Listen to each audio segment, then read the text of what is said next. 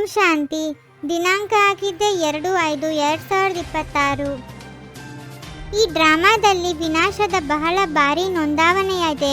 ನೀವು ವಿನಾಶಕ್ಕೆ ಮೊದಲೇ ಕರ್ಮಾತೀತರಾಗಬೇಕು.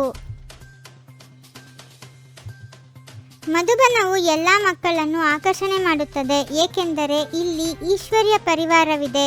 ಬ್ರಾಹ್ಮಣರ ಸಂಘಟನೆ ಇದೆ. ಬ್ರಾಹ್ಮಣರು ಪರಸ್ಪರ ಜ್ಞಾನದ ವಿನಿಮಯವನ್ನೇ ಮಾಡುತ್ತಾರೆ. ನಾವು ಅವಿನಾಶಿ ಯಾತ್ರೆ ಅಥವಾ ಆತ್ಮಿಕ ಯಾತ್ರೆಯಲ್ಲಿ ಹೋಗುತ್ತಿದ್ದೇವೆ.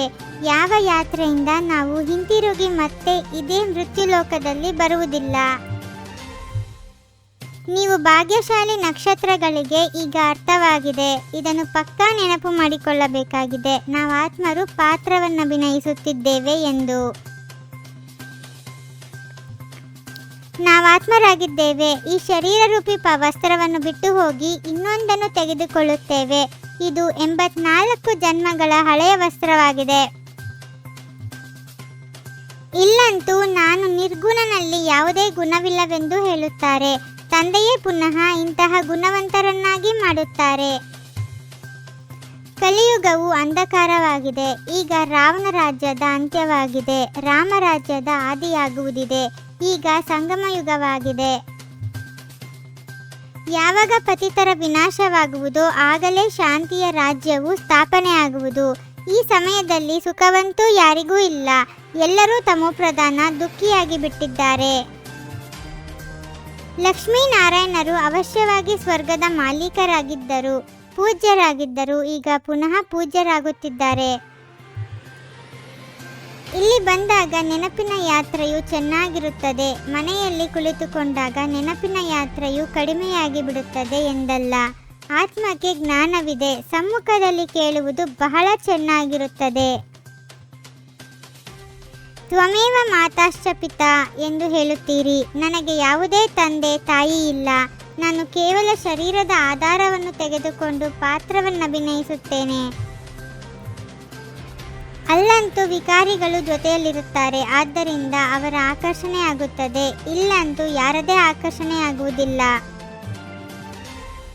ಲೌಕಿಕ ತಂದೆಗೆ ಪರಮಪಿತನೆಂದು ಹೇಳುವುದಿಲ್ಲ. ಇವರು ಪಾರಲೌಕಿಕ ತಂದೆಯಾಗಿದ್ದಾರೆ. ಅಂದ ಮೇಲೆ ಅವಶ್ಯವಾಗಿ ಪರಮಪಿತನಿಂದಲೇ ಆಸ್ತಿಯು ಸಿಗುವುದು. ನಾವು ಎಷ್ಟು ಆತ್ಮರಿಗೆ ಮಾರ್ಗವನ್ನು ತಿಳಿಸುತ್ತೇವೆ ಮತ್ತು ಪುರುಷಾರ್ಥ ಮಾಡುತ್ತೇವೆ ಎಂದು ತಮ್ಮ ಚಾರ್ಟ್ ಅನ್ನು ನೋಡಿಕೊಳ್ಳುತ್ತಾ ಇರಿ. ತನು ಮನ ಧನದಿಂದ ಆತ್ಮಿಕ ಸೇವೆಯಲ್ಲಿ ಸಹಯೋಗಿಗಳಾಗಬೇಕಾಗಿದೆ. ಯಾವಾಗ ತಮೋಪ್ರಧಾನ ಕೊಳಕು ಹೊರಟು ಹೋಗುವುದೋ ಆಗ ನಾವು ಸತೋಪ್ರಧಾನರಾಗಿ ಬಿಡುತ್ತೇವೆ ಮತ್ತು ಈ ಶರೀರವನ್ನೇ ಬಿಟ್ಟು ಬಿಡುತ್ತೇವೆ.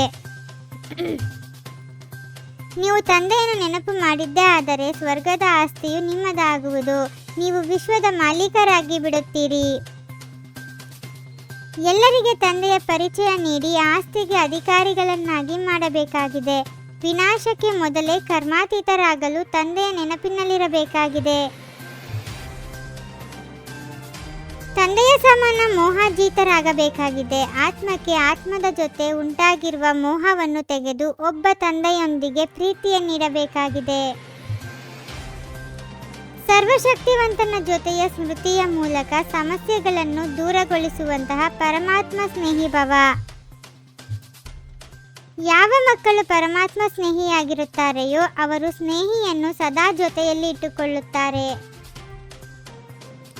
ಪ್ರಿಯರಾಗುವ ಪುರುಷಾರ್ಥವಲ್ಲ, ಭಿನ್ನರಾಗುವ ಪುರುಷಾರ್ಥ ಮಾಡುತ್ತೀರೆಂದರೆ ಸ್ವತಃವಾಗಿಯೇ ಪ್ರಿಯರಾಗುವಿರಿ. ಓಂ ಶಾಂತಿ. 21 ಜನ್ಮಗಳಿಗೆ 21 ಪರಮಾತ್ಮನ ಮಹಾವಾಕ್ಯಗಳನ್ನು ಆಲಿಸಿ ಹಾಗೂ ನಿಮ್ಮದೇ ಆದ ಈ ಚಾನಲ್ಗೆ ಲೈಕ್ ಮಾಡುವುದನ್ನು ಮರೆಯದಿರಿ.